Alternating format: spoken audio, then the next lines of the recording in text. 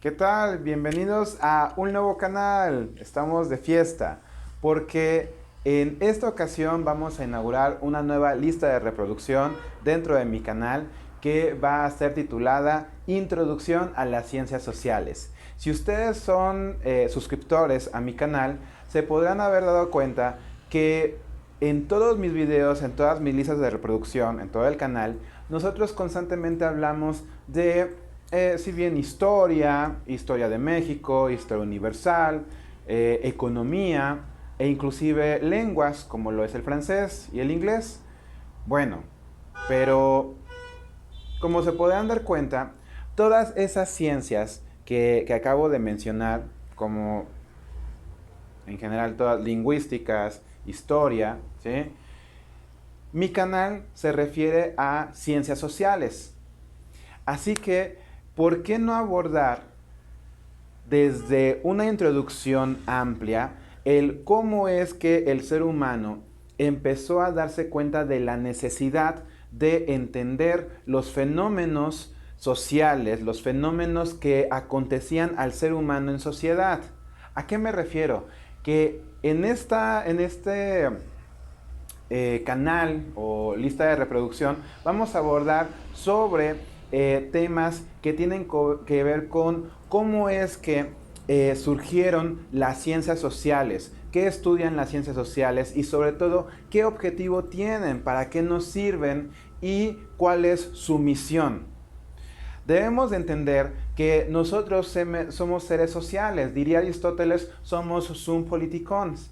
¿Qué significa eso? Animales políticos o animales sociales. Es decir, que vivimos en sociedad.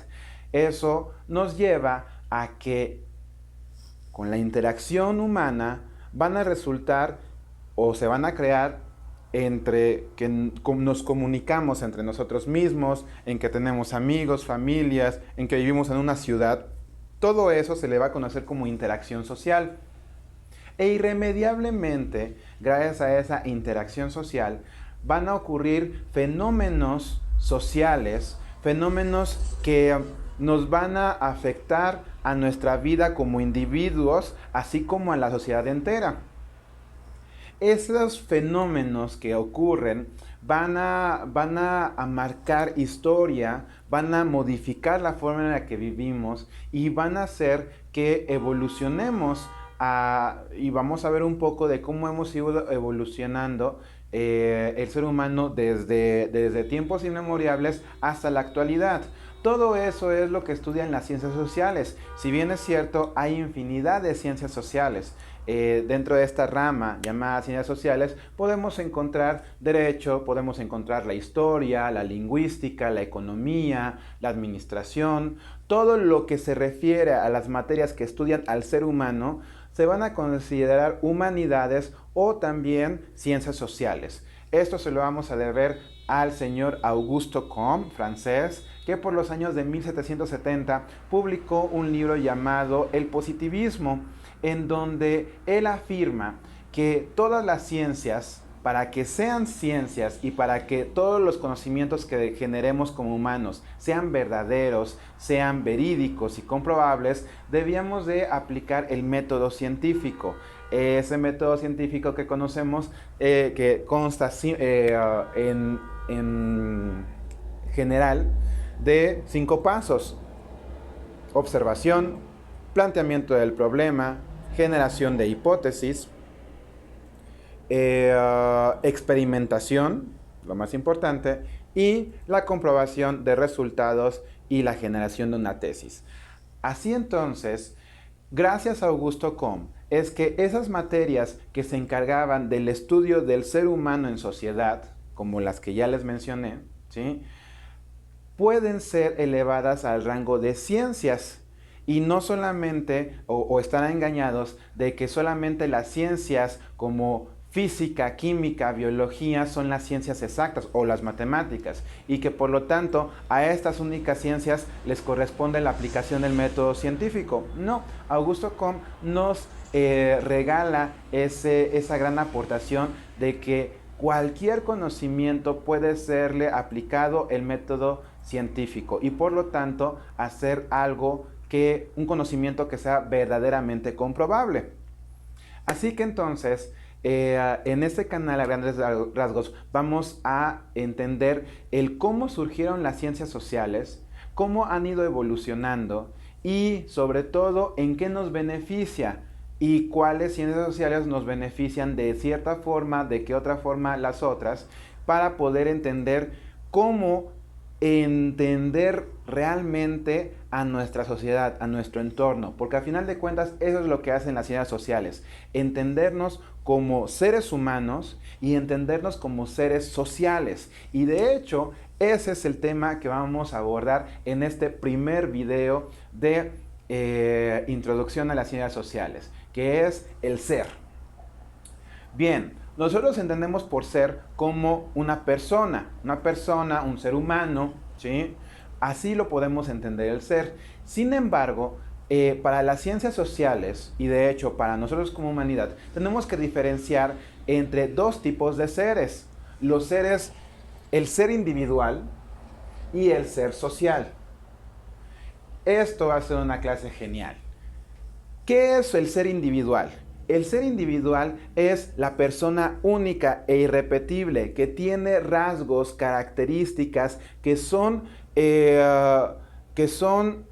únicas y que esas no se pueden repetir exactamente de la misma manera en otro ser humano. Veamos cuáles son las características que tiene ese ser individual. Es decir, tú, es decir, yo, es decir, el vecino, es decir, el amigo, la amiga, ¿sí? Vamos a ver.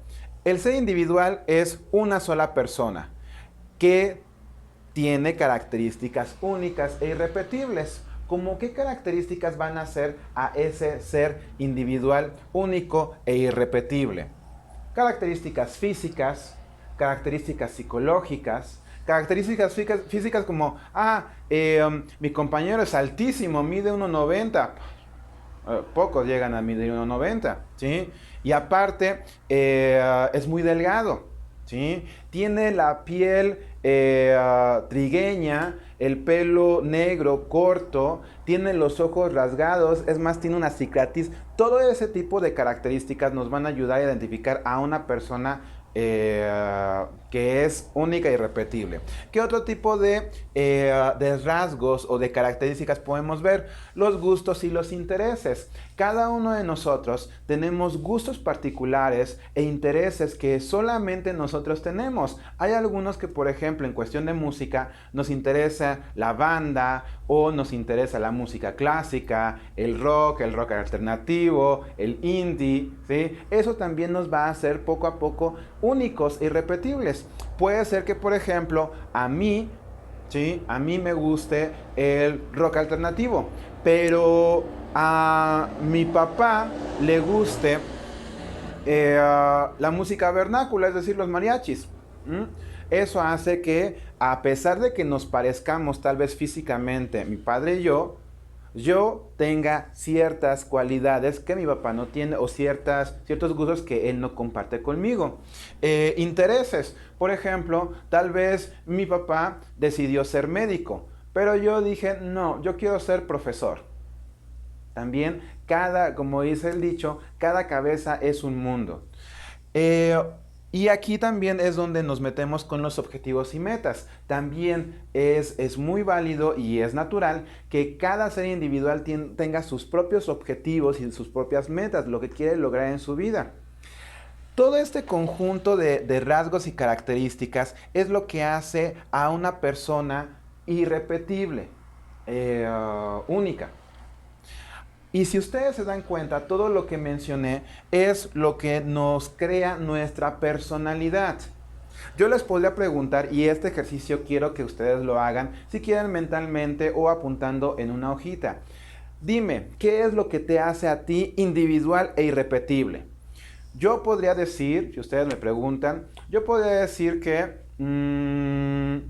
lo que me hace único e irrepetible es mi pelo, mi barba, me encanta mi barba, nunca me lo voy a quitar, mis ojos, que soy excelente profesor, eso también me distingue, que soy bueno en idiomas, eso, que me encantan los idiomas, el inglés, el francés, el italiano, el alemán, eh, ah, que soy ordenado, que me gusta hacer las clases muy coloridas, muy dinámicas. Eso es lo que me hace a mí único. También, por ejemplo, que soy algo impuntual a veces. Cuando me invitan a algunas partes, suelo llegar tarde. Otra cosa que me hace especial o individual, que me distingue del resto, es que hablo muy fuerte.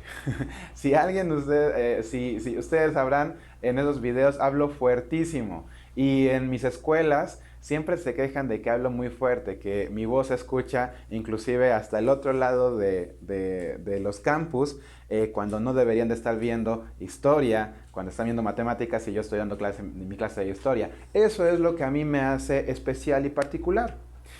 Ahora, ¿qué te hace a ti particular? ¿Qué te hace a ti un ser individual, un ser único e irrepetible? Me gustaría que me lo compartieras aquí como comentario. Ahora, ¿qué pasa con el ser social del cual hablamos? Bien, el ser social es inevitable también que formemos parte de la colectividad.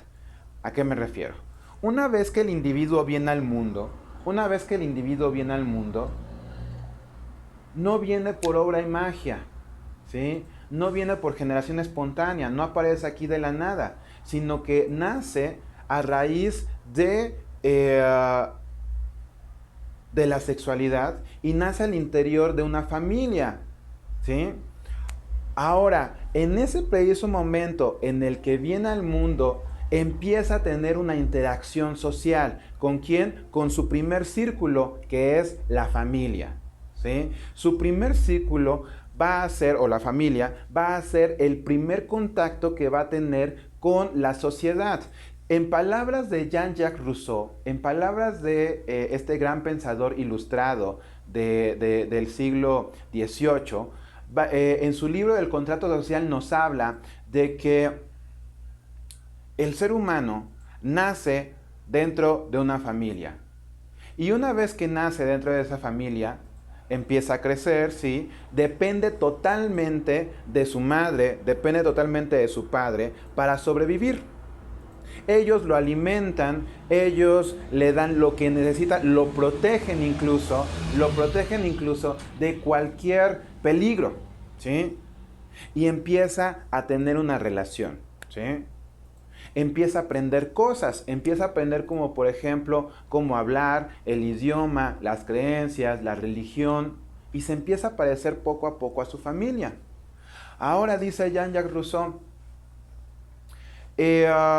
en los primeros tiempos, en la era primitiva, el ser humano, cuando todavía no existía, digamos, la sociedad, tenía la voluntad, tenía el derecho de decidir ya cuando pudiese valerse por sí mismo. Él tenía la elección. ¿De qué? De permanecer dentro de la familia o independizarse e irse al bosque solo como un ermitaño y valerse por él mismo, ¿sí? Jean-Jacques Rousseau nos dice entonces que la sociedad va a surgir por esa decisión que tomó cada ser humano al momento de nacer, de llegar a la edad en la que ya puede ser autosuficiente, y en el momento en que esa persona ya puede decidir, y en el momento preciso en el que esa persona, que puede irse, ¿sí?, a vivir su vida como él quiera, pero en su lugar, por su voluntad, decide quedarse con la familia, en ese momento nace la sociedad. Así que, en palabras de Jean-Jacques Rousseau, nos habla que la primera sociedad que existió en el mundo va a ser la familia, ¿sí?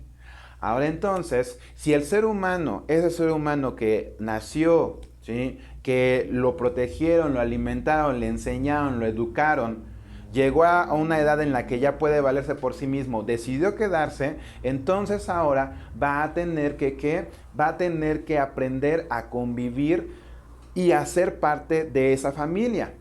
No me dirán ustedes que, por ejemplo, ustedes, todos y cada uno de nosotros, convivimos con una familia, con un grupo social, en donde si queremos seguir perteneciendo a ese grupo social, debemos de respetar ciertas normas, ciertas reglas. En la familia, por ejemplo, ¿qué nos dice la mamá o el papá? Mamá, papá, quiero ir a una fiesta. Sí, mijito, pero llegas a las 9. Y si no, ni te molestes en regresar. Tus maletas ya están afuera. ¿Sí? Tenemos que respetar reglas, tenemos que aprender a convivir con la sociedad que estamos o que dependemos de ella. ¿Sí? Así que entonces, el ser social es ya un conjunto de personas, una comunidad. Si habláramos como Jean-Jacques Rousseau diríamos, podría ser la familia, podría ser la tribu, podría ser un pequeño pueblo, una gran ciudad o inclusive una gran nación. Eso entonces, a ese conjunto de personas que coexisten entre sí, ¿sí? Lo vamos a conocer como un ser social, ese conjunto de personas que coexisten, que interactúan entre sí y que también, al igual que el ser individual, también van a tener características, pero en este caso, características no individuales ni únicas, sino el ser social, es decir, la familia, por ejemplo, mamá, papá, hermano, hermana y el otro hermano, ¿sí? Esa familia la vamos a poder llamar, por ejemplo, un ser social. Y al contrario entonces de un ser individual, ese ser social, esa familia, va a compartir características comunes. Características, es decir, similares unos entre otros. Por ejemplo, ¿qué características van a compartir esta familia o este pueblo o este grupo de amigos? La cultura, tradiciones, ¿sí? Costumbres, el idioma, la religión, normas y valores. Y no me dejan mentir, ¿sí? Volvamos nuevamente al ejemplo del ser social llamado la familia. Seguramente en tu familia, como en la mía, había ciertas reglas y ciertos valores que se tenían que respetar, no importase qué. Por ejemplo, la regla de no decir groserías, ¿sí? Si estás en mi casa no vas a hablar como en la calle. La regla de, por ejemplo, comer a las 3 de la tarde o a las 4 y cenar en punto de las 7 u 8. ¿Sí? ¿Qué idioma hablamos todos? Podemos hablar aquí dentro de mi familia y en la suya seguramente, hablamos español. ¿Qué creencias tenemos? Pues somos católicos. Toda la familia y todo el país. ¿Sí? Creemos en el Día de Muertos, lo festejamos. Hablando de León, por ejemplo, toda la ciudad de León acostumbra a tener una feria anual entre los meses enero y febrero por la fundación de la ciudad, por el aniversario. Y así esas costumbres, culturas, tradiciones, las compartimos, ¿sí? Como familia, con el grupo de amigos con quien coexistimos, con la ciudad, con el pueblo, ¿sí? Inclusive con la escuela. La escuela también podría ser un ser social. Ahora, yo les comenté al principio que el ser individual tiene características únicas e irrepetibles, ¿sí? Ahora, la pregunta es, ¿cómo es posible que un ser individual que tiene sus propias características únicas, cómo es que va a llegar a ser parte de un ser social? Es decir, de una comunidad y compartir esto.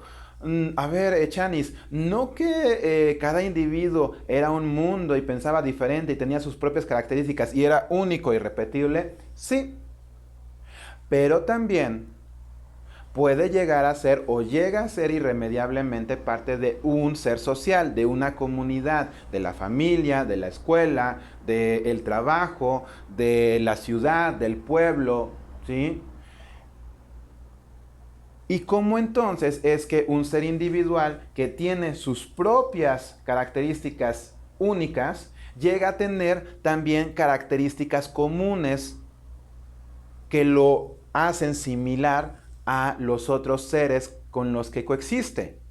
¿Sí me explico? ¿Cómo es que un ser individual que tiene sus propias características comunes e irrepetibles, también es posible o es capaz de adquirir características que son parecidas a la de los demás, es decir, características comunes. Fácil. Gracias a la interacción social. Volvemos al grandioso Jean-Jacques Rousseau, e inclusive también al gran Aristóteles. Un ser humano depende de otro ser humano para su supervivencia.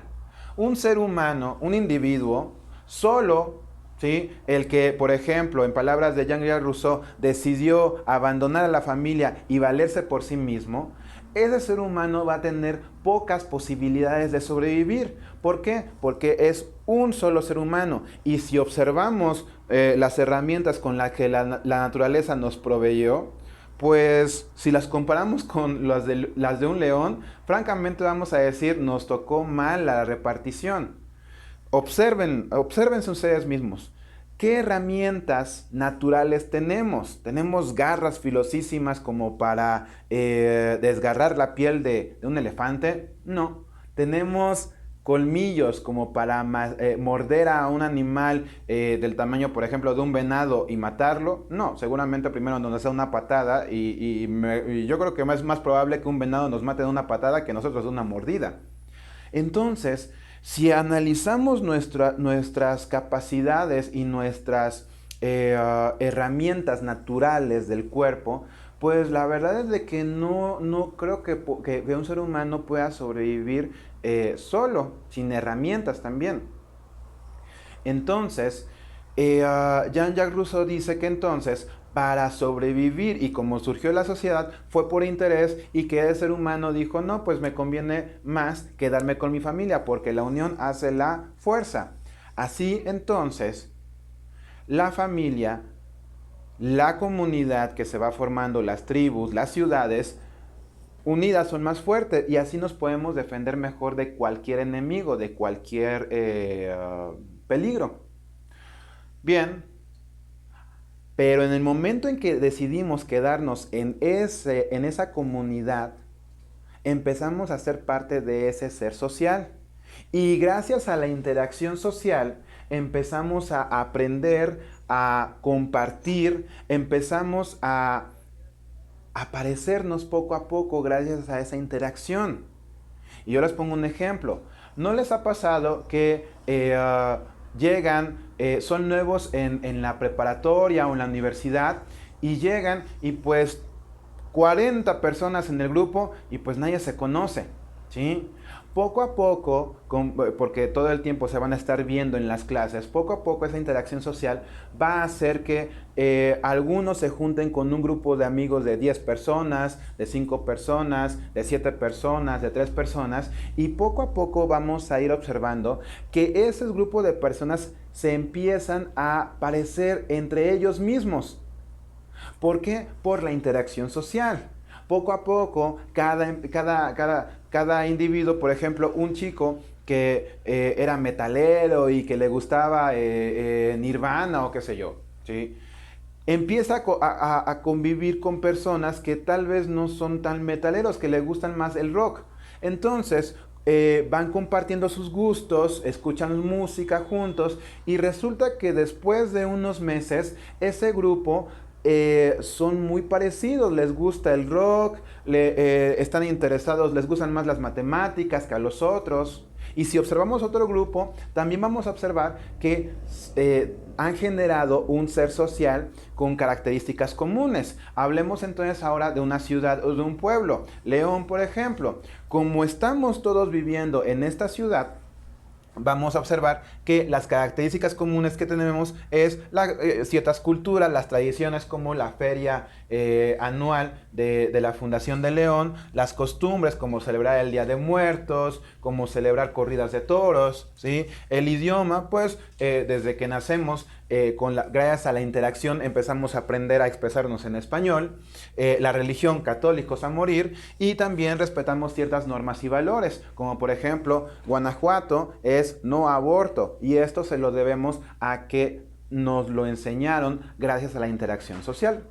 Bien, Espero que esto haya quedado súper claro, la diferencia entre el ser individual y el ser social, ¿sí? Las características de uno, las características del otro y cómo es que de un ser individual también puede llegar a ser un ser social gracias a la interacción social. Esto ha sido todo, muchísimas gracias y nos vemos en el siguiente video de Introducción a las Ciencias Sociales. Muchísimas gracias, hasta la próxima.